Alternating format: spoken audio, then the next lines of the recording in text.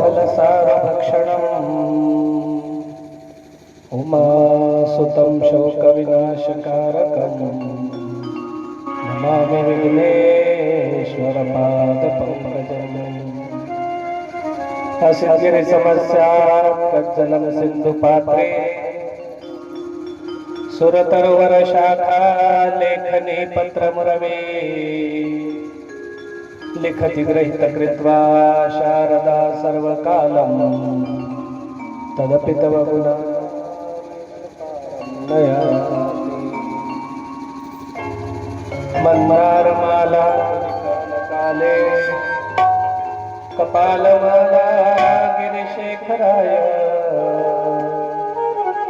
दिगंबराय च दिगंबराय तस्मै नकाराय नमः शिवाय। कैलासगाना शिवचंद्रमौळी फणींद्रमाथा भ्रुकुटे जळाळे कारुण्य सिंधू भवदुःखहारी तुझ वीण शंभो मज कोण तारी।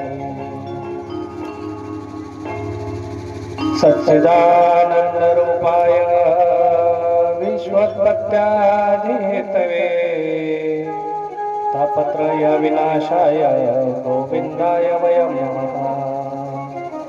कृष्णाय वासुदेवाय हरे परमात्मने प्रणतः क्लेशनाशाय गोविंदाय नमो नमः। वसुदेवसुतं देवं कंसचानूरमर्दनं देवकी परमानन्दं कृष्णवन्दे जगद्गुरु। गुरुर्ब्रह्मा गुरुर्विष्णु गुरुर्देवो महेश्वरा गुरु साक्षात् परब्रह्म तस्मै श्रीगुरुवे नमः। कस्तूरितिलकं ललाटपटले वक्षस्थले कौस्तुभम् नासाग्रे वरमौक्तिकं करतले वेणुकरे कङ्कणम् सर्वाङ्गे हरिचन्दनं सुललितं कण्ठे च मुक्तावली गोपस्त्री परिवेष्टितो विजयते गोपालचूडामणि। करारविन्देन पदारविन्दं मुखारविन्देन विनिवेशयन्तं वटस्य पत्रास्य पुटेशयानं बालं मुकुन्दं मनसा स्मरामि। सुखावसाने त्विदमेव सारम् दुःखावसाने त्विदमेव गेयम् देहावसाने त्विदमेव जाप्यम् गोविन्द दामोदर माधवेति। माता यशोदा हरि को पुकारे जागो उठो मोहन नैन खोलो द्वारे खड़ी गोप बुला रही है द्वारे खड़ी गोप बुला रही है। गोविंद दामोदर माधवेति गोविंद दामोदर माधवेति गोविंद दामोदर माधवेति।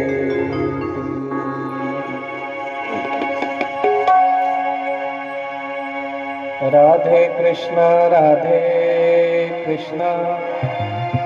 कृष्ण कृष्ण राधे राधे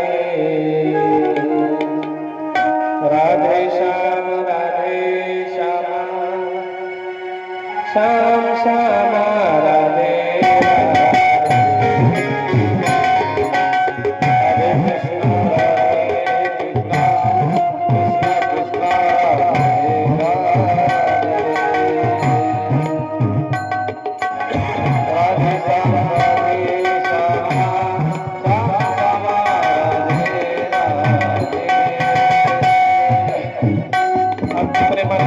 सर्वांचे काळजी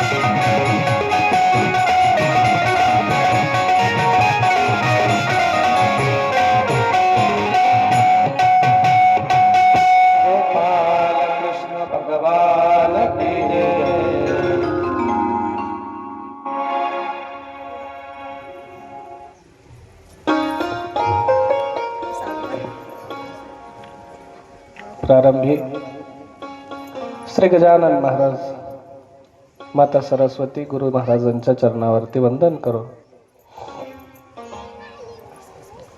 आजच्या या आपल्या कथेच्या दुसऱ्या दिवसाला प्रारंभ करत असताना ग्रामदैवत प्रभू हनुमंतराया, भगवान दत्तात्रय महाराज, सृष्टी कल्याण, जगत कल्याणासाठी ज्या संत महापुरुषांचं निरंतर कार्य चालतं त्या सर्व संतांच्या चरणावरती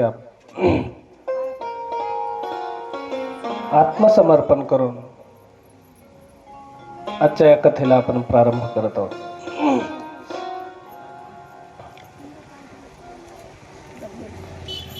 मागील 20 ते 25 दिवसाच्या प्रवासामध्ये सकाळ, दुपार, संध्याकाळ 3 टाइम कार्यक्रम झाले आणि त्याच्यामध्ये आवाज, सर्दी, पडसं,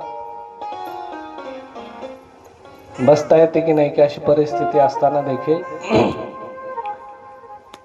याही वेळेमध्ये 2-2, 3-3 कार्यक्रम आपल्याला दिवसा साधवावं लागायले. म्हणजे महाराज लोकायला किती लय आस्ती राहते बघा, है की नाही? आणि तुम्ही म्हणता काय करावं महाराज, कामच नाही हाताला. काम कसं नाही, करणाऱ्याला किती काम आहे.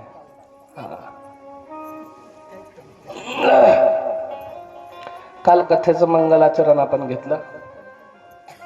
त्याच्यानंतर काल कथा थोडस महात्म्य वर्णन करून आपण कथेचा प्रारंभ काल केला. काल अल्पसा वेळ आपल्याकडे होता, आज आहे बऱ्यापैकी वेळ. गेल्या वर्षी आपण खूप विस्तृत पद्धतीनं कथा ऐकली, चांगली ऐकली. पण कितीही कथा ऐकली तर ही कथा मनुष्याला आनंद देणारी आहे. कृष्ण परमात्म्याचे हे चरित्र, भगवान परमात्म्याच्या लीला, त्याची सगळी अवतार कार्य आणि त्याची अनुभूती, त्याचा साक्षात्कार घडवणारी ही श्रीमद भागवताची कथा आहे. हिला संतांनी तरण तारिणी, भव भय हारिणी अशा पद्धतीची गंगा म्हटलंय. आपण गंगेत आंघोळीला जातो आणि आंघोळ केल्याच्या नंतर जीवाला त्या ठिकाणी काय होतं, शीतळता प्राप्त होते, पापांमधनं मुक्ती झाली अशी भावना माणसाची होते. त्या पद्धतीनं या कथेमध्ये नाहून ज्यानं निघाला त्याला माझी आता पापांची निवृत्ती झाली, मला गंगेला जाता नाही आलं पण गंगा चालून माझ्या दारामध्ये आली, अशा पद्धतीची अनुभूती यायला लागते. आणि ही अनुभूती मनुष्याला पवित्र बनवते, निर्मळ बनवते, शुभ्र बनवते, चांगलं त्याला त्या ठिकाणी अंतःकरणातून सतेज अशा पद्धतीची बनवते. पण हे कुणासाठी आहे? आता गंगेमध्ये स्नान करण्यासाठी लाखो लोक जातात, हजारो लोक जातात, करोडो लोक जातात. रोज गंगेला स्नान करण्यासाठी जातात खरे, पण एक गोष्ट आहे का, सगळ्यांचेच पाप गंगा धुते का? प्रश्न आहे इथं, शंका उपस्थित होते का गंगा सगळ्यांची पाप धुवू शकते का? नाही. का नाही? कारण गंगा फक्त तीच पाप धुते जी मनुष्याकडनं अज्ञानामध्ये झाली, न कळत पद्धतीनं झाली. जाणून बुजून एखाद्यावरती अत्याचार केला, जाणून बुजून एखाद्याला छळलं, जाणून बुजून एखाद्याला त्रास दिला, जाणून बुजून एखादं पापाचं काम केलं आणि गंगेत जाऊन धुवून येतो म्हणलं तर गंगा कशी घेईल महाराज? मन संकल्पाचे पापे, मन संकल्पाचे पापे, मन संकल्पाचे पापे, मन संकल्पाचे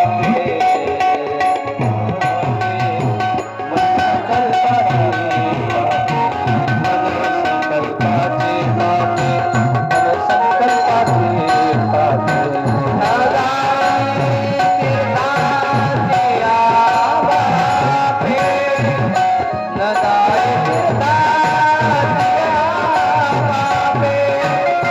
नदाय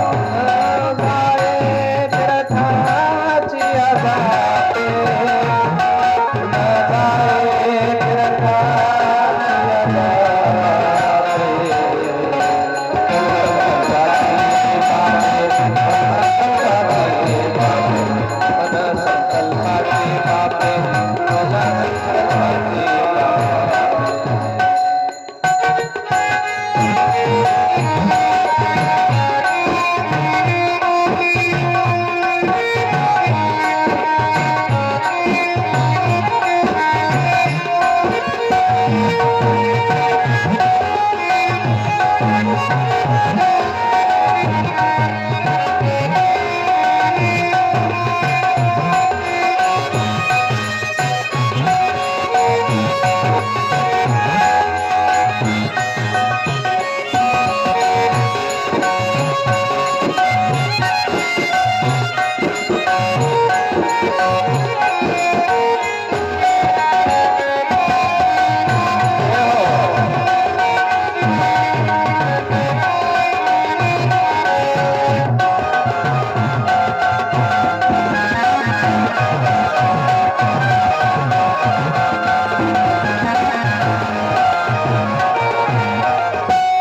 गोपाल कृष्ण भगवान की जय.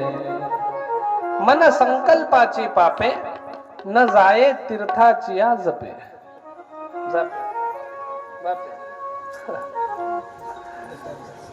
किती जरी तुम्ही तीर्थाला गेले तरी त्या ठिकाणी मनानं संकल्प करून, आता मन काय संकल्प करत, नाही नाही म्हणते याची तर बघल्याशिवाय राहतच नाही,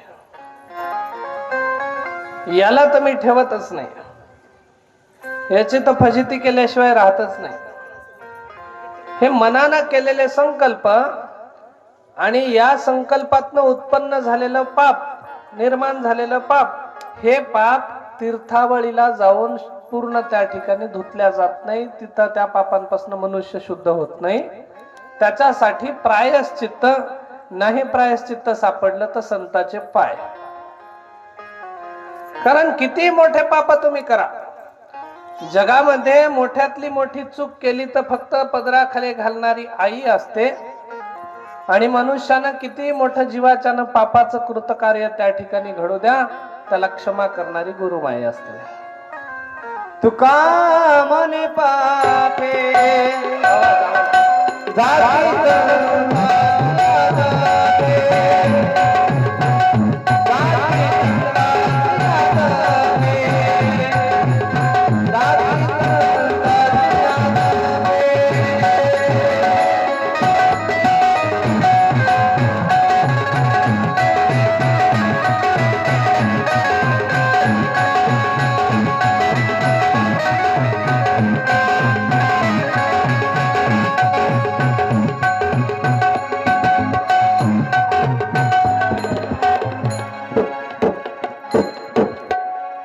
तुका म्हणे पापे जाती संताची या जाती. संत महात्म्यांच्या पायावरती पाप अर्पण करायचे असतात.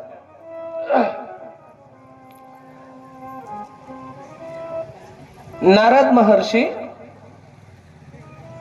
आता ही कथा अशी तरण तारिणी का म्हटलंय महाराज, कारण ही कथा अनंत युगापासून भक्तजनांचं रक्षण करत आली, त्यांचा उद्धार करत आली. भगवान श्रीहरी नारायणांनी हिला पूर्वी अमर कथा म्हणत होते, पण अमर कथा असणारी शंकरांनी पार्वतीला सांगत असताना हीच शुकमुनी महाराजांनी ऐकली. शुकानं हुंकार दिला म्हणून त्या ठिकाणी भगवान परमात्मा शंकराला राग आला, आणि त्याच्यामुळे त्यांनी त्याच्या पाठीमाग लागले, आणि हा शुक म्हणायचा माता अरणीच्या गर्भामध्ये जाऊन बसला. आणि व्यास महर्षी अरणीच्या पोटी त्या ठिकाणी हा शुक महाराजांचा जन्म झालेला आहे. मग भगवान नारायणांनी ही कथा, पूर्वीची शंकरांची अमर कथा होती, तीच कथा श्रीहरींनी ब्रह्माजींना अर्पण केली. कशासाठी? सृष्टीच्या उत्पत्तीसाठी. मग ब्रह्माजींनी ही कथा सनकादिकांना दिली. कशासाठी? तर लोक उद्धार व्हावा, जगत उद्धार व्हावा, लोकांचं त्या ठिकाणी कल्याण व्हावं म्हणून सनकादिकांच्या हस्ते ही कथा देण्यात आली. सनकादिकांनी ही कथा नारद महर्षींकडे दिली. नारद महर्षींना सांगितल्याच्या नंतर हीच कथा नारद महर्षींनी व्यास महर्षींना सांगितली. व्यास महर्षींनी 18 पुराणांचं लिखाण करत असताना सगळ्या पुराणांचं सार म्हणून त्या ठिकाणी या श्रीमद भागवताचं निर्मिती केली आणि हीच अमर कथा पुढे व्यास महर्षींच्या हस्ते श्रीमद भागवत कथा झाली. व्यासांना असंतोष निर्माण झाला आणि व्यासांनी ही कथा शुकमुनी महाराजांकडे दिली आणि शुकमुनी महाराजांनी ही कथा जगत कल्याणासाठी जगताचं कल्याण करताना भ्रमंती करत असताना राजा परीक्षितीला दिलेली आहे. पण देण्यामागचं कारण महाराजांकडं कितीतरी साधूंकडं लोक शरणागतीला येतात आणि शरणागतीला आल्याच्या नंतर महाराज आमचं अमुक अमुक काम होईना झालं, करून देता का? होण्याला आम्हाला काहीतरी बळ द्या, काहीतरी ताकद द्या, काहीतरी आशीर्वाद द्या. संसारिक कार्यामधलं हे काम राहिलं, संसारिक कामातलं ते काम राहिलं, हे राहिलं ते राहिलं, होईना झालं, अडकून बसलं, त्याला बळच येईन, पुढेच चाललं, तुम्ही आशीर्वाद द्या मग पुढे चालेल. कितीतरी लोक संसारिक कामांची परिपूर्णता त्या ठिकाणी पूर्ती करण्यासाठी महाराजांचे पाय धरतात. पण परीक्षितीला त्या ठिकाणी शुकमुनी महाराजांनी ही कथा का दिली? त्याच्या संसारिक कामाची पूर्ती करण्यासाठी नाही, तर परीक्षितीला ही कथा दिली त्याच्या जीवाचं जीवन मरणाचं भय निरसन व्हावं. आणि त्याला काय भय लागलं होतं? तर परीक्षिती महाराज वनामध्ये शिकारीसाठी फिरत असताना, आता हे परीक्षिती कोण? तर पांडवांचं युद्ध झालं, महाभारताचं कुरुक्षेत्राचं युद्ध झाल्याच्या नंतर त्या युद्धामध्ये कौरवांची पराजय झाली, कौरव संपले, पांडव जिंकले, सगळ्या कुळाचा क्षय झाला. पण परिणामी पांडव जिंकले म्हणून ही सल मरता मरता दुर्योधनाच्या पोटामध्ये होती आणि उराशी असलेली सल दुर्योधनानं काय केलं? आपला मित्र असणारा अश्वत्थामाला सांगितलं, अश्वत्थामा आता माझ्यासाठी तर काम करणार कोणी शिल्लक राहिलं नाही, सगळे गेले म्हणला, माझे 99 भाऊ गेले, मित्र कर्ण गेला, द्रोणाचार्य गेले, कृपाचार्य गेले, भीष्म पितामह गेले, पण तू एकटा आहेस म्हणले. आता रणांगणातलं युद्ध संपला, फक्त माझी एक इच्छा आहे, मला पांडवांचं मस्तक कापलेलं बघायचं आहे. म्हणून या अश्वत्थाम्यानं जाऊन अंधारा रात्री पांडवांच्या शिबिरामध्ये प्रवेश केला आणि पांडवांच्या शिबिरामध्ये जाऊन त्या ठिकाणी रात्रीला तलवारीनं प्रहार करून 5 जणांचे मस्तक कापले आणि येऊन त्या ठिकाणी सांगायला लागला दुर्योधनाला, मित्रा मी तुझं काम केलंय. काय केलं? तर 5 पांडवांचे शिरछेद केलेत, मस्तक कापले त्याचे. त्यावेळेला तिकडं द्रौपदीच्या शिबिरामध्ये 5 मृतदेह आहेत, पण कुणाचे आहेत म्हणून जेव्हा चाचपणी झाली त्यावेळेला पांडव दुसरीकडे आपापल्या शिबिरांमध्ये झोपलेले होते आणि द्रौपदीच्या शिबिरामध्ये द्रौपदीचे 5 लेकरं झोपलेले होते. लेकरांचेच मस्तक त्या ठिकाणी कापले अश्वत्थाम्याने. 5 लेकरांचे मस्तक कापले. कापलेल्या मस्तकांमधनं त्या ठिकाणी आता या पांडवांना राग आला. अश्वत्थाम्याला मारण्यासाठी सगळे पांडव धावून आले आणि अश्वत्थाम्याला मारण्यासाठी जेव्हा आले तेव्हा अश्वत्थामा म्हटला मित्राला, आपल्या दुर्योधनाला, की मित्रा मी तुझ्यासाठी पांडव मारलेत. दुर्योधनानं प्राण सोडले आणि जेव्हा दुर्योधनाचा अंत्यविधी करत होता अश्वत्थामा, त्यावेळेला पांडव त्या ठिकाणावरती आले आणि अश्वत्थाम्याला मारण्यासाठी धावून गेले. यानं म्हणला, मी तर पांडवांना संपवलं होते, जिवंत कसे? त्यावेळेला या पांडवांनी सांगितलं, अरे तू ज्यांना मारलं ते आमच्या कुळाचे कुलदीपक आमचे लेकर होते म्हणले, 5 आमच्या वंशाचे दिवे होते, त्यांना तू मारलं म्हणले झोपामध्ये. त्यावेळेला अश्वत्थामा म्हणला, हे तर तुमच्यापेक्षाही चांगलं झालं म्हणला, कारण बाप मेला याच्यात काय मोठेपण नाही, बापाच्या डोळ्यात देखत लेकरू मेलं याच्यात फार मोठेपण आहे म्हणला मला, आणि तुमच्या कुळाचा सगळ्या नायनाट करून टाकलो, यातच माझ्या मित्राची विजय आहे म्हणला. कोण? अश्वत्थामा. आणि मग अश्वत्थामा म्हटल्याच्या नंतर अर्जुनानं बोलता बोलता त्याला सांगितलं, अरे आमच्या कुळाचा कुळदीपक मरायला आमच्या कुळाचा वंश बुडणार नाही, कारण आमच्या कुळाचा वंश त्या ठिकाणी उत्तरेच्या गर्भामध्ये अभिमन्यूचा पुत्र म्हणून त्या ठिकाणी तिच्या गर्भामध्ये वाढायला लागला, आणि आमच्या कुळाचा कुळक्षय होणार नाही, पण त्या ठिकाणी तू आता जिवंत राहणार नाही. म्हणून जेव्हा अश्वत्थाम्याच्या कानावरती गोष्ट गेली, अश्वत्थाम्यानं त्यावेळेला ब्रह्मास्त्राचा प्रयोग केला, आणि ब्रह्मास्त्राचा आठव करून त्या ठिकाणी ते ब्रह्मास्त्र उत्तरेच्या गर्भाच्या दिशेनं सोडलं, आणि उत्तरेच्या गर्भाला येऊन ब्रह्मास्त्र त्या ठिकाणी आदळले, तिच्या गर्भावरती आघात झाला. आणि आजपर्यंत शास्त्रात आणि इतिहासामध्ये एवढं पापी कृत्य करणारा त्या ठिकाणी फक्त अश्वत्थामा आहे, की एखाद्या स्त्रीच्या गर्भातल्या लेकराला मारण्याचं काम केलं. त्यावेळेला ही सुभद्रा, कृष्ण परमात्म्याची बहीण, योगमाया स्वरूप असणारी कृष्ण परमात्म्याला शरण आली, देवा अरे सगळ्याच कुळाचा नायनाट करायचा होता, तर एका सुदर्शन चक्राच्या आघातामध्ये संपवून टाकायचं होतं, पण एवढा मोठा आमच्या सोबत छळ झाला, आणि अश्वत्थाम्यानं माझा अभिमन्यू तर तिथं रणांगणामध्ये एवढा या कौरवांनी मारलाच खरा, पण माझ्या अभिमन्यूचं लेकरू त्या ठिकाणी गर्भात होतं, त्याच्यावरही ब्रह्मास्त्राचा प्रयोग झाला, आणि तू उघड्या डोळ्यानं पाहतोय. काही कर देवा, लहानपणी मी तुझी जीव वाचवले, तुझे प्राण वाचवले, मी योगमाया बनून मी कंसाच्या कारागृहामध्ये मी गेले, आणि तुला माझ्या जागेवरती ठेवलं, मी तुझा प्राण वाचवला, मी तुला काही मागत नाही, मी तुला भीक मागते म्हणली की माझ्या लेकराच्या वंशाचा दिवा त्या ठिकाणी तू राखून ठेव.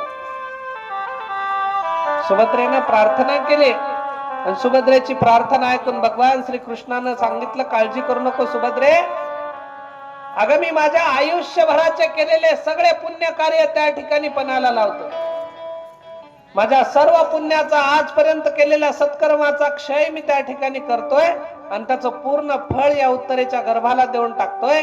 उत्तरेच्या गर्भाला त्या ठिकाणी कृष्ण परमात्म्यानं पुनर्जीवित केलं, आणि ब्रह्मास्त्राचा प्रयोग झाला खरा, ब्रह्मास्त्राचा अपमान कोणाला करता येत नाही म्हणून कृष्ण परमात्म्याने त्याचा प्रयोग होऊ दिला, पण मरण पावलेल्या गर्भाला पुन्हा जिवंत करण्याचं काम कृष्ण परमात्म्यानं केलं. आणि म्हणून मरणाची जन्मण्याच्या अगोदर यानं परीक्षा दिली, म्हणून या बाळाचं नाव कृष्ण परमात्म्यानं परीक्षिती अशा पद्धतीचं ठेवलं. पांडवांचा नातू, अभिमन्यूचा मुलगा, सुभद्रेचा मुलगा, कृष्ण परमात्म्याचा भासा, आणि या पूर्ण पांडव वंशाचा कुलदीपक असणारा हा परीक्षिती त्या ठिकाणी बाळाचा जन्म झाला, नाव लौकिक झालं. पांडवांनी त्या ठिकाणी आपलं राज्य सांभाळलं. गांधारीनं कृष्ण परमात्म्याला शाप दिला की तुझे यादव 56 कोटी यादव माझ्या डोळ्याच्या देखत एकमेकांना मारून घेतील आणि कुळाचा क्षय तुझ्या होईल. कृष्णदेव म्हणले मी हा शाप स्वीकार करतो. आणि कृष्णदेव द्वारकेला निघून गेले. द्वारकेमध्ये आता बरंच पुढे त्या ठिकाणी यादवांचा संघर्ष लागला आणि यादव संपले. कृष्ण परमात्म्याने आपला अवतार संपवला आणि हे अशांतता त्या ठिकाणी पांडवांना वाटत होती. पांडवांनी त्या ठिकाणी अर्जुनाला पाठवलं द्वारकेला. ते द्वारकेला आले. आल्याच्या नंतर त्यांनी चौकशी केली की देव कुठं होतं. देव निघून गेले म्हणले. आता देवानं आपलं अवतार कार्य संपवलं. त्यावेळेला पांडव म्हणले आता आपणही थांबायचं नाही. मग काय केलं पांडवांनी,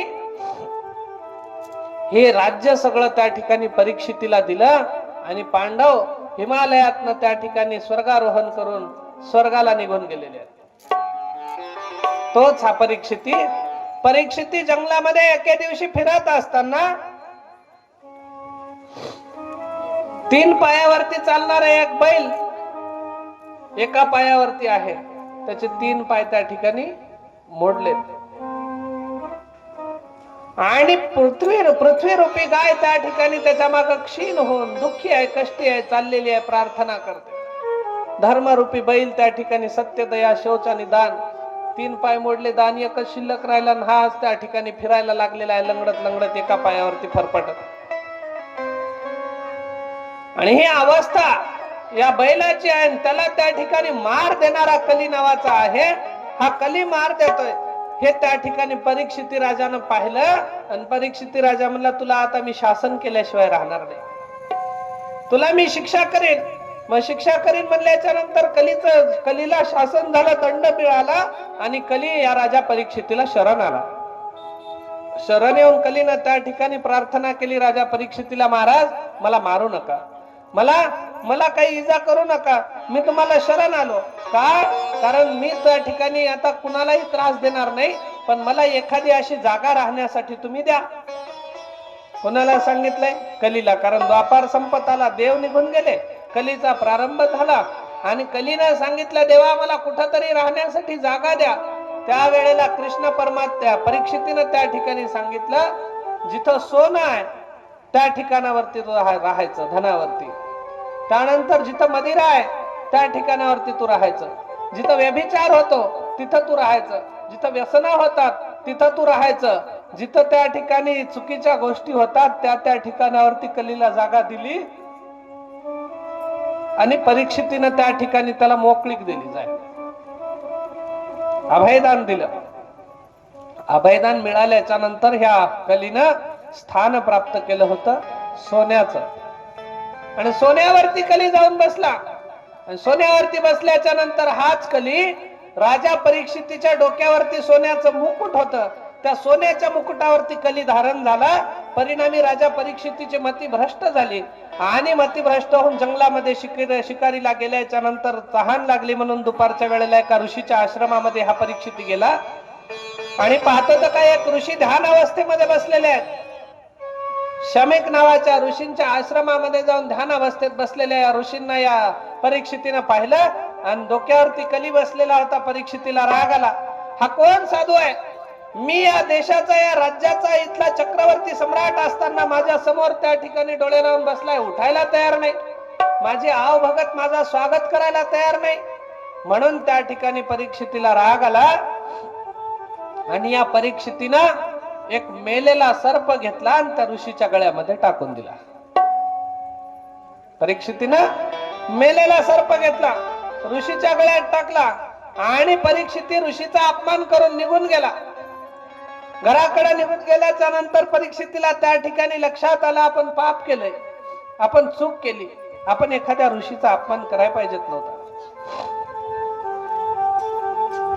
शमीक ऋषींचा पुत्र असणाऱ्या शृंगी ऋषींनी जेव्हा ही गोष्ट पाहिली की आपल्या वडिलांच्या गळ्यात कुणीतरी मेलेला सर्प टाकलेला आहे, या शृंगी ऋषींनी शाप दिला, ज्या कुण्या दुष्टानं माझ्या वडिलांच्या गळ्यामध्ये हा मेलेला सर्प टाकलेला आहे, येत्या 7 दिवसांमध्ये त्याला तक्षक नावाचा साप दंश करेल आणि 7 दिवसात त्याला मरण येईल. ही गोष्ट त्या ठिकाणी राजा परीक्षितीला कळाली. आपल्याला ऋषीने शाप दिलेला आहे, या जगात सगळ्यांचा शाप त्या ठिकाणी टळू शकतो, पण एखाद्या ऋषीने दिलेला शाप आपल्याला टाळता येत नाही. म्हणून त्या ठिकाणी या परीक्षितीनं आता विचार केला, नेमकं करायचं तर काय करायचं, 7 दिवसात आपण मरणार आहोत, मग काय करायचं. त्यावेळेला या परीक्षिती राजानं शोधाशोध केली. त्याच्या लक्षात आलं, एखाद्या ऋषीचा जर शाप टाळायचा असेल तर एखाद्या ऋषीच्या शरणाला आपल्याला जावं लागेल, एखाद्या साधूच्या शरणाला आपल्याला जावं लागेल. म्हणून त्या ठिकाणी परीक्षितीने शोधाशोध केली आणि परीक्षिती शुकमुनी महाराजांना शरण आला. शुकमुनींना शरण येऊन शुकमुनी महाराजांना सांगितलं, महाराज माझ्याच्यानं फार मोठी चूक झाली, मला क्षमा करा, मला माफ करा, मी एका ऋषीचा अपमान केला, कली माझ्या मस्तकावरती बसला होता आणि कलीच्या आविर्भावामध्ये मी त्या ठिकाणी ऋषीचा अपमान केला, मला शाप मिळालाय, मला याच्यातनं मुक्ती द्या. त्यावेळेला या परीक्षितीला शुकमुनी महाराजांनी सांगितलं, काळजी करू नको, अरे ऋषींचा शाप टाळता येत नाही, पण तरी देखील तुझ्या जीवाचं मरणाचं भय नाहीस करण्याचं काम मी करतो.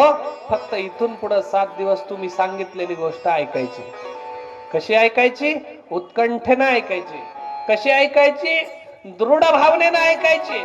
कशी ऐकायची? सर्वांगाचे कान करून ऐकायची. ही त्या ठिकाणी वार्ता शुकमुनी महाराज सांगायला लागले आणि परीक्षिती त्या ठिकाणी ऐकायला प्रारंभ केला. हीच कथा ब्रह्माजींच्या रथाचं चाक एका अरण्यामध्ये रुतलेलं होतं. त्या अरण्याचं नाव नैमिषारण्य आणि नैमिषारण्यामध्ये शौनकादी ऋषींचा महामेळा त्या ठिकाणी जमलेला आहे. जसे तुम्ही आम्ही जमलो तसे त्या ठिकाणी ऋषीमुनी जमलेले आहेत.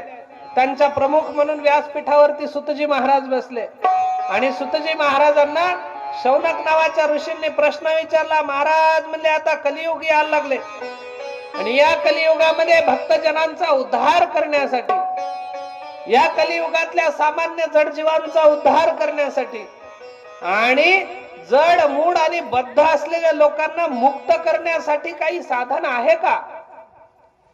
एखादी वस्तू आहे का जिच्या मार्फत देवाचं नाव घेतल्याच्या नंतर भक्तांचं कल्याण होईल? त्यावेळेला सुतजी महाराजांनी सांगितलं, चिंता करू नका. जी अनादी काळापासून चालत आलेली अमर कथा आहे, जी शुकमुनी महाराजांनी परीक्षितीला सांगितली, तीच कथा मी आता तुम्हाला सांगतो. अशा पद्धतीनं सुतजी महाराजांनी शौनक ऋषींना सांगितलं आणि कथेला वास्तविक स्वरूपामध्ये प्रारंभ झाला. म्हणतात गोपाल कृष्ण भगवान की जय. एकदा छान भजन घेऊ आणि कथेला प्रारंभ करूया.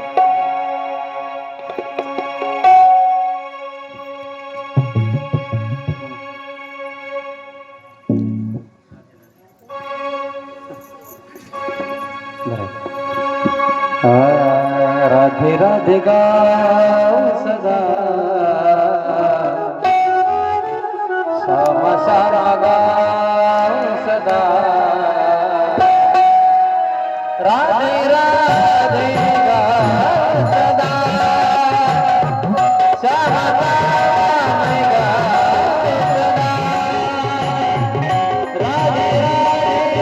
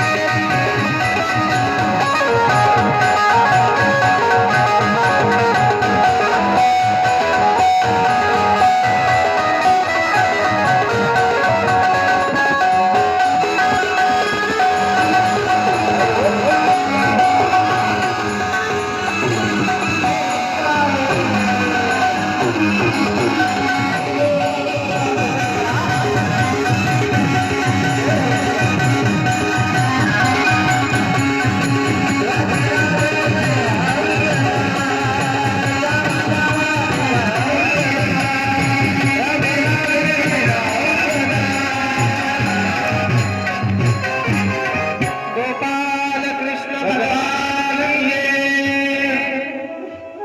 राधे राधे गाओ सदा श्याम श्याम गाओ सदा राधे राधे गाओ सदा श्याम श्याम गाओ सदा. भगवंताच्या लीला अनेक आहेत. काल महात्म्य सांगत होतो, वेळ कमी असल्या कारणाने थोडस महात्म्य सांगायचंच राहिलं. नारद महर्षी भ्रमण करत असताना यमुना तटाला येऊन पोहोचले. कुठं? वृंदावनामध्ये. आणि वृंदावनामध्ये यमुना तटाला आल्याच्या नंतर नारदजी महाराजांनी पाहिलं, एक स्त्री आहे, तरुण आहे. पण तरुण असलेली स्त्री त्या ठिकाणी दुःखात आणि क्लेशामध्ये बसलेली आहे. चेहऱ्यावरती तिच्या दुःख आहे, बसलेली आहे. आणि बसलेल्या त्या स्त्रीच्या मांडीवरती दोन मनुष्य त्या ठिकाणी वृद्ध अशा पद्धतीचे झोपलेले आहेत. कुठं? तिच्या मांडीवरती. अवताल भवताल काही स्त्रिया बसलेल्या आहेत. त्याही दुःख करायला लागल्या, आपल्या पदरानं तिला वारं घालायला लागल्या. आणि नारदजी महाराजांनी येऊन पाहिलं की यमुना तट ही व्रजभूमी म्हणजे साक्षात त्या ठिकाणी आनंदाची नगरी आहे. इथं आनंद वर्षाव होतो. आणि या ठिकाणावरती ही स्त्री एवढ्या दुःखामध्ये, तिच्या भोवतालच्या स्त्रिया एवढ्या दुःखात का बसल्या, म्हणून चिंता त्या ठिकाणी नारदजींना वाटली. मग नारदजी महाराज त्या ठिकाणावरती गेले आणि विचारले, बाई नेमकं काय दुःख आहे तुला? त्या शेजारच्या स्त्रिया का दुःख करतात? काय झालंय काय? त्यावेळेला या स्त्रीनं सांगितलं, माझं नाव भक्ती आहे. काय आहे? भक्ती. आणि ही जी मांडीवरती झोपलेली दोन लेकरं आहेत ना, ही जी मनुष्य आहेत ना, ही माझी दोन मुलं आहेत. नारदाला आश्चर्य झालं. बाई दिसायली जवान आणि लेकरं म्हणायला लागली मांडीवरचे झोपलेले म्हातारे, असं कसं झालं? म्हणून नारदजींनी विचारलं, असं कसं शक्य आहे? लेकरं म्हातारे आणि आई त्या ठिकाणी तरुण दिसायला लागली. त्यावेळेला हिनं सांगितलं, माझा जन्म त्या ठिकाणी द्रविड देशामध्ये झाला. माझा जन्म द्रविड देशात झाला. कर्नाटकामध्ये मी वाढलेली आहे म्हणली. माझं संगोपन कर्नाटकात झालं. महाराष्ट्र भूमीमध्ये मला मान सन्मान मिळाला. आणि मी जेव्हा गुजरात प्रांतामध्ये गेले तेव्हा मला वृद्धत्वाने घेरलं, म्हातारपण मला आलंय म्हणली. आणि माझ्यासोबत माझे दोन जे मुलं आहेत ते मुलं सुद्धा त्या ठिकाणी म्हातारे झाले. त्यांचं नाव आहे ज्ञान आणि वैराग्य. मी भक्ती आहे, माझी दोन मुलं ज्ञान आणि वैराग्य. मग या दोघांना सुद्धा म्हातारपण आलंय, मला सुद्धा म्हातारपण आलं. मग मी पुन्हा माझी पुनर्कळा पुन्हा जशाला तशी कशी येईल म्हणून सगळ्या भारताचं भ्रमण केले, पण मला कुठंच माझी पूर्वकळा आली नाही. म्हणून मी या यमुना तटावरती व्रजभूमीमध्ये आले म्हणे. मग या वृंदावनाच्या भूमीत आल्याच्या नंतर इथं भक्तीला सांगितलं की मला माझं चैतन्य प्राप्त झालं, माझी पूर्वकळा, माझी जवानी, मला तारुण्य प्राप्त झालं. पण माझी ही जी दोन मुलं आहेत ज्ञान आणि वैराग्य, यांना त्या ठिकाणी काही फायदा झाला नाही म्हणजे, हे जसेच्या तसे म्हातारे राहून गेले. पण नारदजी महाराज म्हणले, बरोबर आहे, कारण वृंदावनामध्ये फक्त भक्ती आहे, बाकी तिथं ज्ञानाचं कोणाला देणं घेणं नाही आणि वैराग्याचं देणं घेणं नाही. तिथले लोक फक्त देवाची भक्ती करतात, बाकी काही माहित नाही म्हणले ते. राधे राधे गाऊ सदा, श्यामा श्यामा गाऊ सदा, सगळे देवाचंच भजन करतात आणि भक्ती करतात. त्यांना ज्ञानाचं काही देणं घेणं नाही आणि वैराग्याचं सुद्धा देणं घेणं नाही. भक्ती म्हणली मला चैतन्य प्राप्त झालं. इथल्या लोकांमध्ये आल्याच्या नंतर मला पूर्वकळा आली, पण माझे 2 लेकरं म्हातारे राहून गेले. आणि शेजारच्या ह्या ज्या स्त्रिया बसून दुःख करायला लागल्या ना, त्या स्त्रिया नाहीत, त्या सगळ्या नद्या आहेत म्हणजे. या पृथ्वीवरच्या सगळ्या नद्या आहेत, ह्या सुद्धा दुःख करायला लागल्या की ज्ञान आणि वैराग्याला पूर्वकळा कशी येईल. त्यावेळेला नारदजी महाराजांना भक्तीने विनंती केली, नारद महाराज तुम्हाला माझी विनंती आहे, तुम्ही ऋषी आहात, तुम्ही मुनी आहात, तपस्वी आहात, भगवान परमात्मा श्री हरींचे पार्षद आहात, त्याच्यामुळं तुमच्याकडे माझी विनंती आहे म्हणजे की तुम्ही माझ्या या 2 लेकरांना पूर्वकळेला आणून द्या. झोपलेले होते, निद्रिस्त अवस्थेमध्ये असलेल्या, मूर्छित अवस्थेमध्ये असलेल्या ज्ञान आणि वैराग्याला पूर्वकळा आणायची म्हणून नारदजींनी त्यांच्या कानामध्ये नारायणाचं भजन ऐकू घातलं, तरी काही फायदा होईना. वेदांचे शास्त्रांचे सगळे मंत्र त्यांच्या कानात सांगितले, तरी काही फायदा होईना. त्यांना शास्त्रांचं पुराणांचं सार सांगितलं, तरी फायदा होईना. मग काय करावं म्हणले, भगवान श्री हरींचं भजन गुणगान त्यांच्या कानामध्ये ओतलं. त्यांना मूर्छित अवस्थेतनं जाग आली खरी, फायदा थोडासा झाला पण पुरा झाला नाही. इलाज थोडासा झाला, दुखणं थांबलंय पण मिटलं नाही, म्हातार पण गेलं नाही. आणि म्हणून नारदजी महाराज म्हणले यांना आता मूर्छित अवस्थेतनं जागृतीला आणलं, पण यांचं म्हातार पण जाईना, अंगावरची तंद्रा जाईना, आळस जाईना यांच्यातला. मग आळस जाण्यासाठी काय करायचं. त्यावेळेला नारदजी महाराज जगताचं भ्रमण करत होते. भक्तीला त्यांनी आश्वासन दिलं, काळजी करू नको म्हणले, लवकरच तुझ्या लेकरांसाठी मी काहीतरी करतो. आणि ते फिरायला निघाले. फिरत असताना हरिद्वाराच्या क्षेत्राजवळ नारदजी महाराजांची भेट झाली सनकादिकांसोबत. आणि सनकादिकांना भेटल्याच्या नंतर नारदजी महाराजांनी विचारलं, सनकादिकांनी विचारलं की काय हो, कुठं चाललात, कशाची भ्रमंती चालली तुमची. त्यावेळेला पूर्व प्रसंग सगळा नारदजी महाराजांनी सनकादिकांना सांगितला की अमुक अमुक भक्ती आहे, तिचे 2 ज्ञान आणि वैराग्य मुलं आहेत, दोघेही म्हातारे आहेत आणि पूर्वकळा कशी भेटल याचा इलाज मी शोधायला लागलो.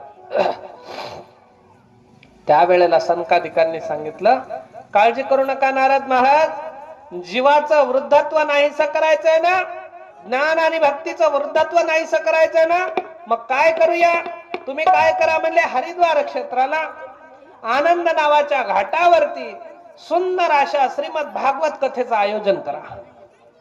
का आयोजन करा, कारण श्रीमद भागवताची कथा जर एकदा त्या ज्ञान आणि वैराग्यानं ऐकली तर स्वतः त्यांना सुद्धा उद्धार होईल, त्यांचा सुद्धा त्या ठिकाणी पूर्वकळा येईल, अशी त्याची ख्याती आहे. त्यावेळेला नारदजींना सांगितलं, नारदजींनी आनंद घाटावरती सगळ्या ऋषी मुनींना, देशोदेशीच्या लोकांना, क्षेत्रातल्या सगळ्या परिसरातल्या भाविकांना बोलवलं, श्रोते मंडळींना बोलवलं, सुंदर अशा मंडपाचं नियोजन केलं. असंच स्टेज आहे, अशाच व्यासपीठावरती सनकादिकांना बसवलेला आहे. मुख्य श्रोता त्या ठिकाणी बोलवले, वक्ता बोलवले, सगळी मंडळी बोलवली. सुंदर कथा सांगायला सुरुवात केली महाराज. पहिला दिवस, दुसरा दिवस, तिसरा दिवस, चौथा दिवस, एक एक दिवस भजनामध्ये आनंद वाढत गेला, कथा रंगत गेली आणि भगवान परमात्म्याचं अनन्य अशा पद्धतीचं नाम फळाला आलं.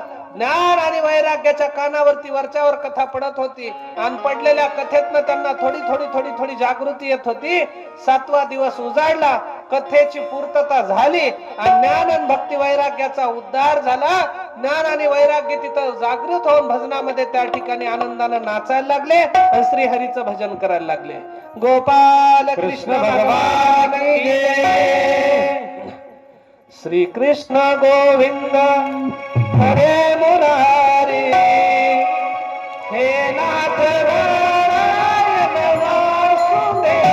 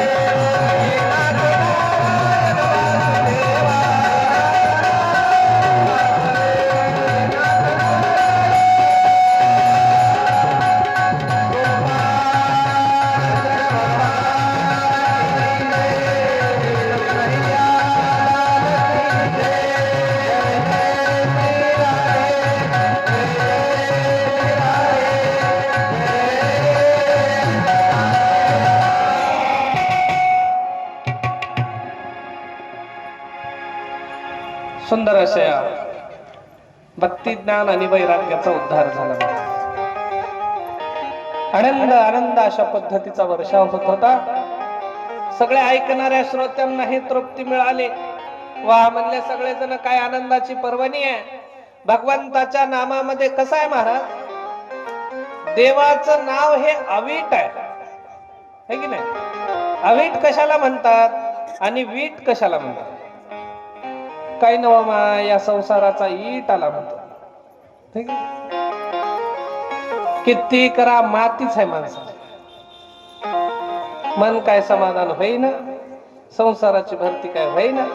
है की नाही, होते काय. संक्रांत आली की वेगळं मागणं राहते, दिवाळी आली की दुसरंच मागणं राहते.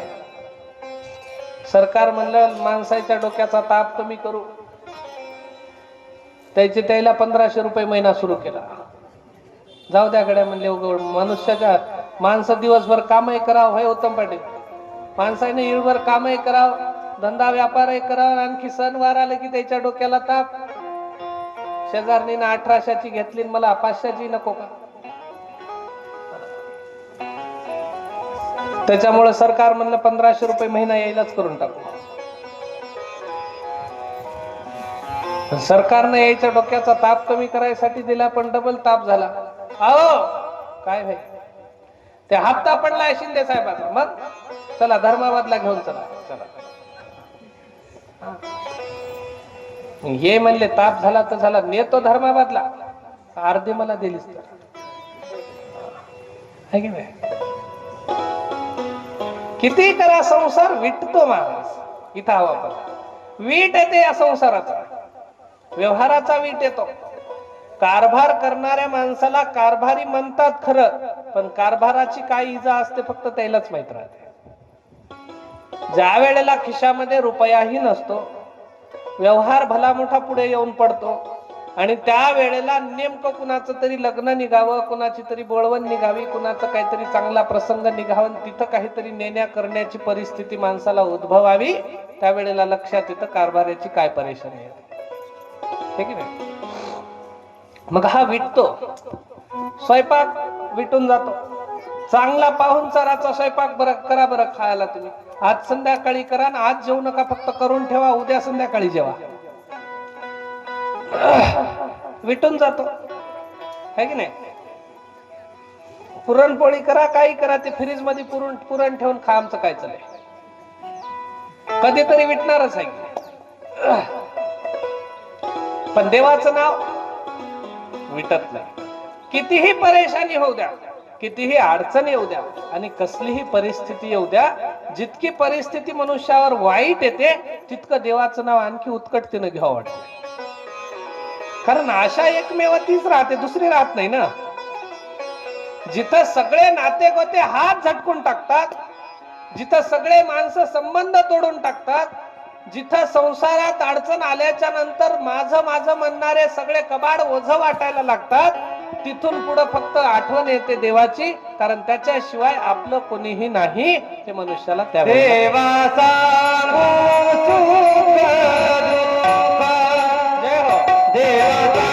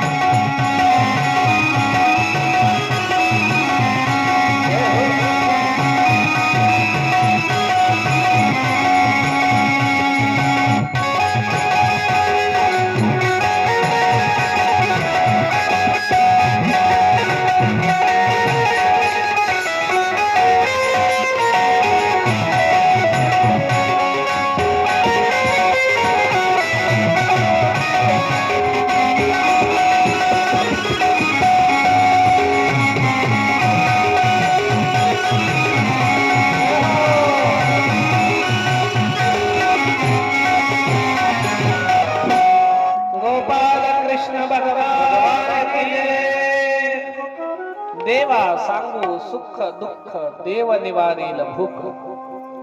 या परमेश्वराला सगळं सांगावं असं वाटतं त्यावेळेला, कारण त्याच्याशिवाय कुणी नसतं महाराज. तुंगभद्रा नदीच्या किनाऱ्यावरती आत्मदेव नावाचे ब्राह्मण राहत होते. हा प्रसंग सांगल्याशिवाय भागवताची कथाच पूर्ण होत नाही. आत्मदेव नावाचे ब्राह्मण सज्जन होते, वागायला सुंदर चरित्र, सर्वांना सोजवळ त्यानं त्या ठिकाणी वागवणार व्यक्तित्व होतं. परमार्थाची चाड होती, भगवंताच्या नामाची आवड होती आणि सुंदर पद्धतीनं, जसं म्हणजे आपल्या बिंगेवार साहेबाच्या स्वभावाने चांगला आहे. सगळ्यांना सोबत घेऊन चालायचं, चांगलं मार्गदर्शन करायचं, हे ते सगळं चालते. पण कसं होतं, कधी कधी एखाद्या वेळी एखाद्या घरची स्त्री चांगली राहते तर पुरुष व्यवस्थित राहत नाही. तुमच्या घरचं नव, हा, एखाद्या घरी पुरुष चांगला असतो तर स्त्री चांगली राहत नाही, है की नाही. बिचारा घरी 4 माणसं घेऊन आले चहा पाजायला. अहो काय होय, जरासं 4 कप चहा करता, काय लागलंय म्हणले तुम्हाला. उठले की 4 माणसं घराला घेऊन येतात, तुम्हाला हे काम नाही आणि त्या संचयला वरे तोंड करून यायला काम नाही. ते म्हणले साहेब राहू द्या, चहा उग बाहेर कुठं तरी घेता येते. हे हॉटेल काय उगेच निघालेत काय चहाच्या. काळा चहा, गुळाचा चहा, ग्रीन टी. आणि मग या आत्मदेवाच्या घरची जी स्त्री होती ती अशीच भांडकुदळ होती, कुणालाही भांडण करायचं, चालता चालता येईन अंगावर घ्यासारखी. मग हिना आता या आत्मदेवाचं मन संसारामध्ये लागना. काऊन लागल महाराज, एक तर लेकरू बाळ नका, खूप दिवस झाले संसाराला, घरात श्रीमंती आहे, भरपूर पैसा आहे, धनधान्य आहे, सगळ्या गोष्टी आहेत, पण तरी देखील घरामध्ये पूर्णता नको, कारण लेकरू बाळ नाही. आणि ज्याच्या घरी लेकरू बाळ नसतं त्याचं दुःख काय असतं ते त्याला चांगलं कळतं महाराज. हिला काही वाटायचं नाही, हे याच्या चाड्या चुगल्या कर, त्याला कुटाळ्या कर, त्याच्या संग भांडण कर, याला काहीतरी झगडा कर, हे ते सगळं हिचं चालायचं. हिला काही दुःख वाटायचं नाही, निर्लज्जम सदा सुखी, है की नाही. ज्या मनुष्याला लाजच नसते त्याला काय ते म्हणतात कोणी कोणी, अरे उगा असं वागू नको, लोक थुकायला लागले, माझ्या का अंगावर पडायला का म्हणते, है की नाही. मला काय व्हाल, माझ्या का अंगावर पडायला. त्याच्यामुळं ही अशा वृत्तीची होती. तो म्हणजे संत स्वभावाचा होता, शांत सोजवळ स्वभाव, कुणाला काही म्हणायचं नाही, कुणाला दुखवायचं नाही, आपलं आपलं देवदेव करायचं, परमार्थ करायचा. कोणी काही म्हणून कोणी काही राहू, आपल्याला काही देणं नाही घेणं नाही. मी एके दिवशी 4 चौघामध्ये बसल्याच्या नंतर कोणातरी हिनवण्याचा प्रयत्न केला की हा निपुत्रिक आहे आणि याची स्त्री वांझ आहे. काय आहे, वांझ. आणि वांझपणाचा आरोप त्या ठिकाणी झाल्यामुळे याला दुःख वाटलं. गोष्ट काळजाला लागली आणि काळजाला लागल्याच्या नंतर हा म्हणला सगळ्या गोष्टी खऱ्या आहेत. वेदशास्त्रांनी सांगितलं वंशाला कुलदीपक पाहिजे, मुलगा पाहिजे, आणि बापाला मरताना मुलाच्या हातानं पाणी पाजायचं असतं. आणि हे कुठली वर्ण व्यवस्थेचा विचार केला तर ब्राह्मण कुळामध्ये कुळाला कुलदीपक असल्याशिवाय त्याच्या हातनं पाणी पिल्याशिवाय मनुष्याचा उद्धार होत नाही, पितरांचा उद्धार होत नाही. हे त्या ब्राह्मण असणाऱ्या आत्मदेवाला दुःख वाटलं आणि मी कुण्याच पद्धतीने जगायच्या लायक नाही म्हणला. कारण माझ्या दारावरती गाय आहे, गायीला लेकरू नाही. माझ्या दारावरती झाड आहे, झाडाला फळ नाही. वेल आहे, वेलीवरती फूल नाही. आणि माझी बायको आहे, तिच्या पोटी मूल नाही. काय अर्थ आहे म्हणलं आपल्या जिंदगीचा. भरपूर पैसा आहे, सगळ्याच गोष्टी, आता कोणाला नेऊन घाला म्हणलं. त्यावेळेला विचार आल्यानं यानं काय केलं, काही अर्थ नाही म्हणे आता जगण्यामध्ये, जाऊ द्या म्हणलं आता आपण जीवन संपवलं पाहिजे. असंही जगण्यात फायदा नाही, तसंही जगण्यात फायदा नाही, म्हणून जंगलामध्ये गेला आणि कुठंतरी जाऊन जीव द्यायच्या हिशोबानं तो एका टेकडीवरती उंच आता पाण्यात उडी मारून जीव द्यायचा आहे. जीव देण्यासाठी तो निघून गेला. आता थोड्या वेळात जीव देणार तितक्यात एक साधू महात्मा त्या ठिकाणावरनं चाललेले होते. साधू महाराजांनी पाहिलं, अरे बाबा काय करायला लागलास. त्यानं सांगितलं महाराज मी जीव द्यायला लागलो. महाराज म्हणले अरे येडा का खुळा, जीव देणं म्हणजे काय? जगात सगळ्यात पापांपेक्षा श्रेष्ठ सगळ्यात मोठं पाप म्हणजे महापाप म्हणजे आत्महत्या आहे. स्वतःची हत्या करणे हे याच्या एवढं मोठं पापच कुठं नाही म्हणले. कुठं फेडशील तू? कशाला अधोगतीला चालला? काय म्हणून जीव देतो? काय अडचण आहे सांग म्हणले तुला. महाराज म्हणला माझ्या कुळाला कुळदीपक नाही, पोटी लेकरू नाही, वंशाचा वंश त्या ठिकाणी वाढलेला नाही. आता करू तर काय करू? काय जगून अर्थ आहे म्हणला. वेदशास्त्र मला शिव्या घालतात. कारण ज्याच्या पोटी लेकरू नाही त्याला काय अधिकार आहे म्हणले जगाचा. महाराज म्हणले अरे येड्या, नाही दिलं मूल नियतीनं त्याच्यात तुझा काय दोष आहे? आणि पाप जर लागायचं असेल तर लागू दे, काही हरकत नाही. पण आत्महत्या केल्यानं जितकं पाप लागतं तितकं तर पाप तुला लागणार नाही म्हणजे. त्याच्यामुळे जगन्य अशा पद्धतीचा हा अपराध आहे आणि तू आत्महत्या करू नको. करू नको म्हणता क्षणाला मग यानं म्हणला महाराज मी कितीतरी शास्त्र वेद पुराणांमध्ये संतांची महती ऐकलेली आहे. एखादा साधू एखाद्या जडजीवाच्या जीवनामध्ये जर आला, त्यानं जर कृपा केली, त्यानं जर आशीर्वाद दिला तर त्या जडमूड व्यक्तित्वाचा उद्धार होतो. मी असे कितीतरी प्रसंग ऐकलेत. म्हणून मी तुम्हाला अनन्य भावानं शरण आलो. म्हणला मला तुम्ही काहीतरी प्रसाद आशीर्वाद द्या जेणेकरून माझ्या पोटी मूलबाळ होईल. नाही म्हणलं तर मला सुखानं जीव देऊ द्या. तुम्ही मला मोठेपणा सांगू नका. महाराजांना अंतर्दृष्टीनं पाहिलं की बा याच्या नशिबात लेकराचं सुख आहे की नाही. आणि पाहता क्षणाला महाराजांनी सांगितलं अरे वेड्या, नियतीनं तुझ्या नशिबामध्ये लेकराचं सुखच ठेवलं नाही. तू प्रयत्न करू नको म्हणते. तू प्रयत्न करू नको. यानं म्हणला काय सुख काय करायचं आहे महाराज? मला वंशाला दीपक पाहिजे. महाराज म्हणले अरे येडा झाला का? पाय म्हणले जगाची रीत. पोरं बापायला मारायला लागले. माय बापावरती पोरं चाल करून चाललेत. दारूच्या नशेमध्ये कितीतरी पोरं मायबापाला मारतात. कितीतरी पोरं त्या ठिकाणी आता मायबापाच्या तत्वाला जाणायला सारखे नाहीत. आणि येडा झाला का म्हणले तू? कशाला त्या लेकराच्या न्यायच्या त्याच्या मागे लागायला? काही नसते, सगळी मोहमाया असते म्हणले. यानं म्हणला तुम्हाला काय माहित आहे महाराज? म्हणला लेकराचं सुख काय राहते ते तुम्हाला संसार नाही, परपंच नाही, काहीच नाही. घरादारावर तुळशी पत्र ठेवून राहणार निघाल्या तुम्ही, तुम्हाला काय करते म्हणला त्याच्यात. महाराज म्हणले अरे येड्या, तुझ्यासारखे रोज हजारो लोक आम्हाला लढताना दिसत है की नाही. लग्न झालं नेमकंच महाराज नवरीचं. मोठी जोरजोरात लढायला लागली जाताना. इकडून एक करवली तिचे डोळे पुसाय, तिकडून एक करवली डोळे पुसाय. आखा नॅपकिन वाला झाला. बाईचं रडणं एवढा. आणि मग तिची आत्या येऊन म्हणली बाई काय जगामध्ये काय कोणाचे लग्न झालेच की नाही? तूच एकटीला लढायला लागली म्हणजे. आता किती वेळ लढणार आहास? आत्याबाई म्हणली फक्त आजच्या दिवस लढते. आजच्या दिवस लढते कारण उद्यापासून लढायची वेळ त्याची आहे म्हणजे आयुष्यभर. मला फक्त आजच लढू द्या. नाही त्याच्यामुळं काय सुख असतं महाराज म्हणले आम्हाला रोजच कळते म्हणले काय काय असते आणि काय नाही. कितीतरी तुझ्यासारखे येतात सांगतात या संसारात काही सुख नाही महाराज. मग त्यावेळेला यानं म्हणला काही असो मला काहीतरी आशीर्वाद द्या नाही तर मी जीव देतो. आता संतांचं चारित्र्य कसं आहे महाराज? जे कारंजले गांजले त्यासी म्हणे जो आपुले देव तोची जाणावा साधू तोची ओळखावा.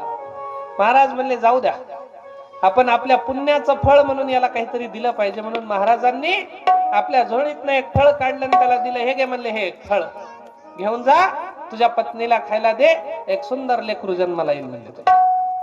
पण लक्षात ठेव तुला लेकराचं सुख नाही तरी तुला मी आशीर्वाद द्यायला लागलो. महाराजांनी त्याला फळ दिलं. फळ घेतलं आणि घराकडे आला. घरी आल्याच्या नंतर पाहतो तर काय आपली बाई म्हणायची. त्याच्या बायकोचं नाव होतं धुंधुली. काय होतं? धुंधुली. अगं धुंधुली, ते म्हणली काय होय? इकडे म्हणा काय म्हणतात? हे अमुक अमुक हे फळ घे आणि खा. एका साधू पुरुषानं मला जंगलामध्ये भेटल्याच्या नंतर जीव द्यायला गेल्यावर मला दिलेला आहे आणि सांगितलं तुला लेकरू होईल, ते फळ घे आणि तू खा म्हणले. मी ना म्हणले ठीक आहे, ठेवून दिली. हे आपलं आपलं निघून गेलं पूजा पाठाला बाहेर. दुपारची वेळ झाली. हिनं जेवण खावण केलं आणि दुपारच्या वेळेला जेवण झाल्यावर काय करतात महिला? शेजारणीच्या वट्यावर गप्पा मारत बसतात. अगं शांता इकडून येन, सुमन तिकडून येन, कमला इकडून येन, मी तिकडून येते, बसूया गप्पा मारत. आता एक मोबाईल निघाले ते टीव्ही निघाल्या, है की नाही? आणि मग दुपारच्या वेळेला हिच्या मैत्रिणींपाशी बसली आणि गप्पा मारताना हिनं सांगितली, बाई म्हणली आमच्या घरचं येड. म्हणल्या काय झालं? काय नाही, जंगलामध्ये गेलता म्हणे जीव द्यायला. मग दिला का? नाही बाई, वापस आलो, कोणता तरी महाराज भेटला आणि त्या महाराजानं काहीतरी फळ दिलं आणि तुला लेकरू होईल म्हणून सांगितलंय, म्हणून मला आणून दिलंय दिले. आता शेजारनी किती हिताच्या राहतात सगळ्यालाच माहित आहे की नाही? बाई तुझी सासू पहिलेपासूनच अशी आहे, आम्हाला तिचा स्वभाव माहित आहे. ते काय चांगली नाही, तिला मुठीतच ठेवावं लागते. आणि मी चांगलं म्हणून सांगू नको, तुला फार वाईट बोलते. कोणाला? सुनाला. पुन्हा सासूला म्हणले, बाई तुझी सून फार उद्धट आहे गे, दुसऱ्याच्या सुनासारखी दिसेना झाली, आणि तिला आतापासूनच आपल्या काय म्हणतात ते पायाखाली ठेव, नाही तर पुन्हा एकदा डोसक्यावर बसली तर तुला आठपणा जाईल. आणि माझं नाव सांगू नको. एकटीच आहे, दोघीला पेटून दिली. लागली घरात भांडणं, पुन्हा हेच येते, बाई चांगलं राहा ग, सुखानं राहा, तुम्हाला कळते की कळणार? या म्हणल्या, बाई येडक लागलं की खोळा लागलं, तुला म्हातारपणात कुठं लेकरं होत असतात का म्हणल्या? आणि कोणता महाराज आणि कुठला महाराज, असे कितीतरी महाराज गेले, तुला देवानं लेकरू व्हायच असतं तर इतके दिवस झालं नसतं का? आता काय गरज पडली म्हणजे लेकरू व्हायची? आणि तुला लक्षात येते का म्हणले, एखादं नव म्हणून एखाद्या महाराजानं फळ दिलं, लेकरू व्हायचं जरी आलं, तुला दिवस राहिले, दिवस भरत आल्याच्या नंतर जेव्हा प्रसूतीच्या कळा लागतात, जेव्हा स्त्रीचे त्या ठिकाणी गर्भाची पूर्णता होते, लेकरू जन्माची वेळ येते, त्यावेळेला शास्त्रांनी सांगितलं की एखाद्या स्त्रीला बाळ जन्माला घालत असताना एका एका रोमावरती 100 विंचवांनी दंश करावा. 100 विंचू एका एका ठिकाणावरती डसल्याच्या नंतर जितकी इजा होते त्याच्यापेक्षा जास्त इजा एखाद्या स्त्रीला बाळ जन्माला घालताना होते. आणि तू काय म्हातारपणामध्ये लेकर जन्माला घालून मराव म्हणालीस का म्हणजे? तुला माहित आहे का म्हणजे? तसं काही येड्यासारखं करू नको. म्हणली मग काय करू? टाकून दे म्हणले फळ. शेजारनी मग हिनं बिचारीनं तसंच केलं. घरी आली आणि ते गाय दारामध्ये बांधून होते, त्या गाईला फळ खाऊ घातलं. आपण खाल्लं नाही, गाईला खाऊ घातलं. परिणाम, कुठल्याही साधूचा मंत्र प्रसाद जर तुम्हाला भेटला तर लक्षात ठेवा, ते एक तर वाटून खाऊ नये. कायम लक्षात ठेवा, एखाद्या साधूनं प्रसाद दिल्याच्या नंतर हातात पडता क्षणाला पटकन खाऊन टाकायचा, ठेवायचा नाही. अशा पदरात गुंडाळत का इथं, अशा बांधता त्याच्या गाठी करून कुठं घेऊन चालल्या? घरी नाताला नेतो महाराज, उद्या बोलतही नाही पुसतही नाही बायको.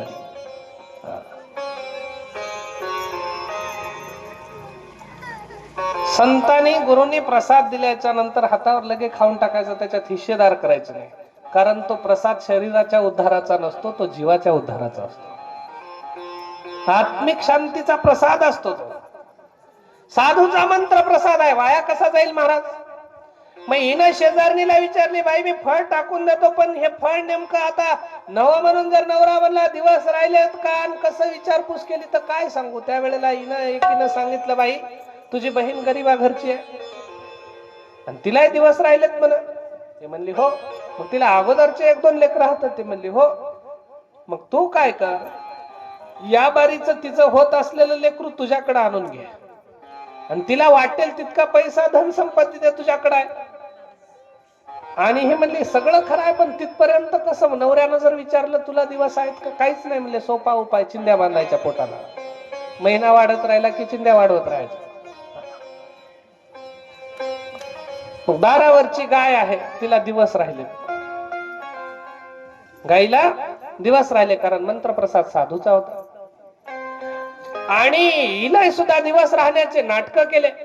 पहिला, दुसरा, तिसऱ्या महिन्याच्या नंतर हळूहळू चिंध्या वाढवायला लागली.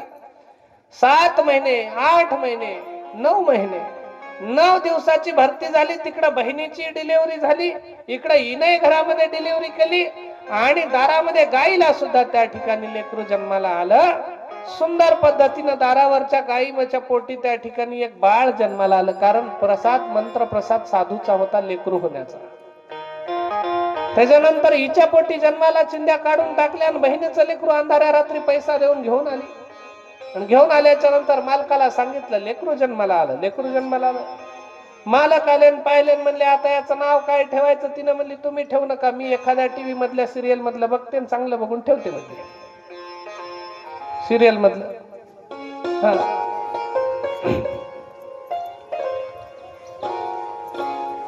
आणि मग यानं म्हणला बाईला जाऊ द्या, लेकराला तिचं तिला नाव ठेवू द्या. दारावरच्या गाईच्या पोटी जे लेकरू जन्मलंय त्याचं नाव आपण ठेवूया. पुरोहित होता, सज्जन होता, सात्विक वृत्तीचा होता. त्यानं दारावरच्या गाईच्या लेकराचं नाव, गाईच्या पोटी जन्मलाय त्याच्यामुळे थोडे थोडे लक्षण गाईचे होते, त्याचे कान गाईच्या कानासारखे होते, म्हणून त्याचं नाव गोकर्ण ठेवलं. हिनं अंधारामध्ये लेकरू आणलेलं आहे, पैसे देऊन विकत घेऊन लबाडीतलं लेकरू. आणि त्यातल्या त्यात हिचं नाव धुंदुली, लेकराचं नाव धुंदुकारी ठेवलं. ही धुंदुली, लेकरू धुंदुकारी. चालला प्रवास, लेकर लहानाचे पाळण्यातले रांगायला लागले, रांगताना फिरायला लागले, फिरताना हे धुंदुकारी म्हणायचं, घरामध्ये नासधूस करायचं. हे तोड ते तोड, याच्यात काहीतरी घाल, त्याच्यात काहीतरी, याची नासधूस त्याची नासधूस करायचं. बाळाचे पाय पाळण्यात दिसतात म्हणतात. जुने माणसं काही लबाड बोलत गेले नाही, खऱ्या खऱ्या गोष्टी आहेत. आता तर बाळाचे पाय पोटातच दिसायले, ते स्कॅन केले की मम्मी मैं आ रहा हूं म्हणते. पप्पा को बताना रहना है तो हिसाब से रहना, नहीं तो बड़ा होकर देख लूंगा. असंच आहे. आणि म्हणून लेकर वाढायला लागले. हा जो गोकर्ण होता हा वेदाभ्यास करायचा, हळूहळू भजन म्हणायचा. एक एक लेकरू लहानपणी दत्ता दत्ता दत्ता म्हणते, विठ्ठल विठ्ठल म्हणते, राम राम राम राम म्हणते, काहीतरी देवाचे नाव घेते, त्याला गोडी वाटते. आणि एक एक काहीतरी तोडतच राहते, काहीतरी फोडतच राहते, कुठं तर घाणच करून ठेवते, काहीतरी करून ठेवते, ते काही नीट राहत नाही. आणि मग तशा पद्धतीनं दोन लेकरं वाढायला लागले. एक जण चांगलं भजन पूजन करायला लागलं, एक जण त्या ठिकाणी अवकाळीपणा करायला लागलं. हळूहळू अवकाळीपणा करताना लोकांचे भांडणं हे धुंदुकारी घराकडे आणायला लागला. आणता आणता थोड्या थोड्या पुड्या खायला शिकला. पुडी खाता खाता पोरांसंग खांड खायला शिकला. खांड खाता खाता थोडं थोडं हळूहळू लपून लपून बिड्या बिष्टाली वडता वडता दारू पिया शिकला. दारू पिया शिकताना वाढदिवस करायचे, मोटरसायकली लावायच्या, अर्ध्या रोडावर लावायच्या, त्याच्यावर केक ठेवायचा, मोठी तलवार आणायची, कापायची, कापताना ते पार्टी केली पाहिजे म्हणून दारू आणायची, चेअर्स म्हणून पियाचं, मग त्याच्यावरती साजरं करायचं शिकायला लागलं. हळूहळू शिकलं महाराज, सगळं झालं. दारू शिकलं. दारू शिकता शिकता म्हणले आता बिड्या झाल्या, पुड्या झाल्या, खांड झाले, दारू झाले, आता काय पाहिजे? मग एखादी पारू पाहिजे. मग बायांच्या नादी लागलं. 1 2 3 4 म्हणता म्हणता 5 वेश्यांच्या नादी लागला. आणि 5 वेश्यांच्या नादी लागून आता याला पैसा लागायला. काला काला पैसा पुरते. मग पैसा नसला की घरी येऊन माई सोबत भांडण करायचं. माय समजावून सांगाय गेली की बापासोबत भांडण करायचं. बापाही समजावून सांगाय गेला की असं करता करता एके दिवशी बापासोबत मोठं भांडण केलं, मारामारीला उतरून आलं बापावरती. बाप म्हणला पहिलेच मला त्या महाराजांना सांगितलं होतं, तुझ्या नशिबात लेकराचं सुख नाही, आज पोराच्या हातचा मार खायची बारी आली, आता या घरात राहण्यात काही मतलब नाही. म्हणला गोकर्णाला, म्हणला गोकर्णा तुझं तू सांभाळून घे, तुझं तू अभ्यास कर, तुझं तू चांगलं राह, मी जंगलामध्ये निघून चलो आणि तिकडच जीव देतो. म्हणला गेला नाही. हे धंदुनी आता एकटी पडली आणि त्याचं मूळच खराब आहे महाराज. घरातल्या वस्तू नेऊन विकायला लागलं आणि वेश्यांची भरती करायला लागलं. पैसा सगळा हिनं काम करून आणायची लोकांची, तेव्हा पैसा घेऊन जायला लागला. नाही पैसा दिला तर हिला मारझोड करायला लागला आणि एके दिवशी पैसाच भेटेना नव्हता. काय करते? मारझोड करता करता धुंदुलीचा जीव घेतला महाराजांना. रिकामा झाला. हा गोकर्ण विद्या अभ्यासासाठी निघून गेला साधू संतांच्या मेळ्यामध्ये. एकटा आहे हा धुंदुकारी. वेश्यांच्या पाशी गेला. वेश्यांनी अधिक धनाची मागणी केली, आणखी पैसा आण म्हणल्या. एके दिवशी राजाच्या महालामध्ये जाऊन चोरी केली आणि चोरी केल्याच्या नंतर राजाचं त्या ठिकाणी आणलेलं धन या वेश्यांना दिलं. वेश्या म्हणल्या यानं आणलेलं धन राजाला जर कळालं आपल्याकडे पोहोचलंय, राजा आपल्याला सुळावरती देईल. मग काय करायचं? या वेश्यांनी त्या धुंदुकारीला दारूच्या नशेमध्ये इस्त्याचे इंगळ त्याच्या तोंडात कोंबू कोंबू 5 जणीने याला मारून टाकलं. जीव घेतला आणि हा मेल्याच्या नंतर प्रेत योनीमध्ये पडला. प्रेत योनीत पडल्याच्या नंतर भटकायला लागला. इकडं भटकतो तिकडं भटकतो. बऱ्याच दिवसांनी तीर्थयात्रा करून गोकर्ण गावावरती आला आणि विचारलं माझ्या घरचे कोणी दिसनात. लोकांनी सांगितलं अरे आत्मदेव त्या ठिकाणी निघून गेले म्हणले जंगलामध्ये. धुंदुलीचा जीव धुंदुकारीनं घेतला. धुंदुकारी वेश्यांच्या नादी लागला आणि त्याचाही जीव त्या ठिकाणी वेश्यांनी घेतला. आता कोणी शिल्लक राहिलं नाही. घरी येऊन त्या ठिकाणी गोकर्ण रात्रीला मुक्कामी थांबला असताना दादा मला वाचव रे, दादा मला वाचव म्हणून ज्या वेळेला हाका येऊ लागल्या त्यावेळेला गोकर्णानं विचार केला कोण आहे. त्यावेळेला म्हणे दादा मी तुझा भाऊ बोलतो धुंदुकारी.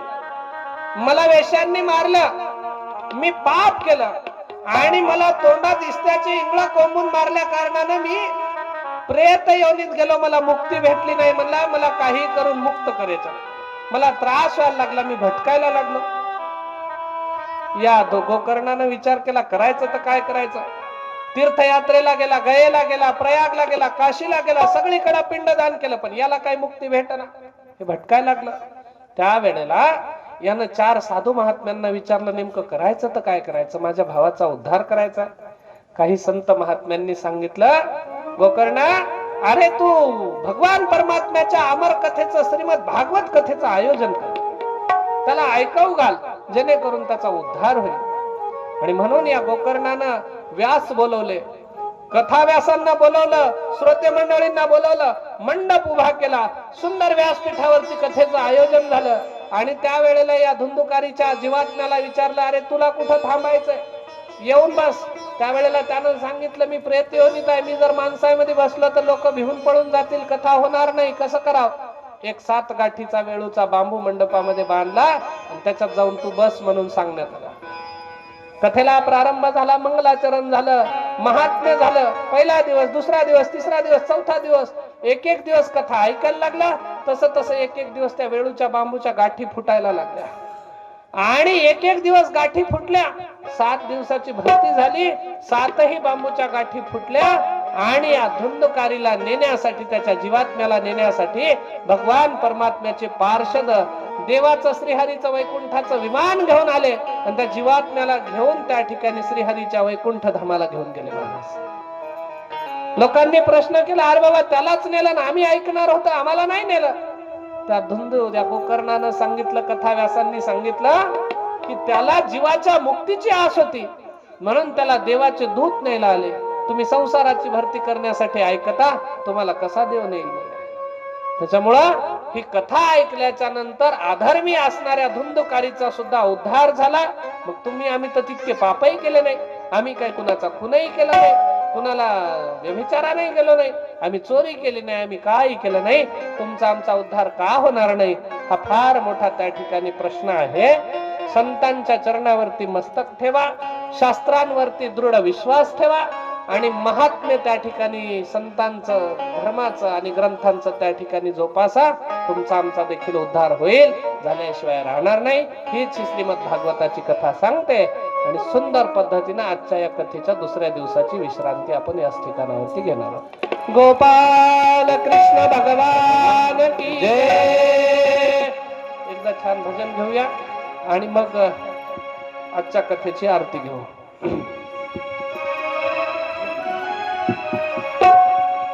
मूर्तिराया